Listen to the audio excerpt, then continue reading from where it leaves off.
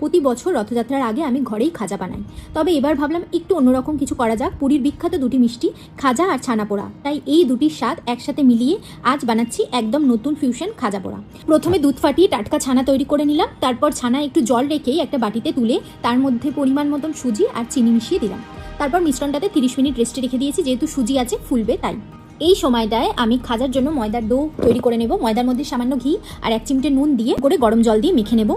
এরপর আমি একটা পেস্ট তৈরি করব, অল্প চালের গুঁড়ো আর ঘি মিশিয়ে সেই পেস্টটা তৈরি করে নিলাম। ছানার মিশ্রণটার মধ্যে অল্প একটু ঘি আর এলাচ গুঁড়ো আর 1 চিমটে বেকিং সোডা দিয়ে ভালো করে মিশিয়ে নিয়েছিলাম।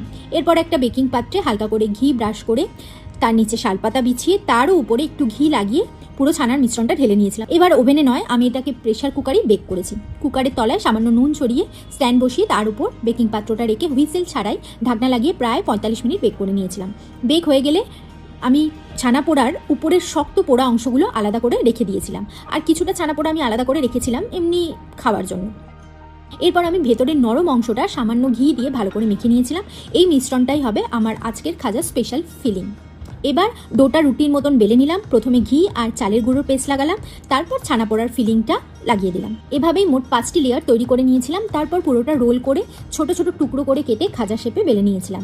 গরম তেলে ধীরে ধীরে ভেজে নিলাম। ভাজা হয়ে গেলে হালকা গরম চিনির শিরায় কয়েক সেকেন্ড ডুবিয়ে তুলে নিলাম। আর ব্যাস রেডি হয়ে গেল আমার রথযাত্রা স্পেশাল খাজা পোড়া। প্রত্যেক বছর একই খাজা বানালেও এবার একটু ভিন্ন কিছু ট্রাই করলাম, আর সত্যি বলতে স্বাদটাও আমাদের সবারই দারুণ লেগেছে।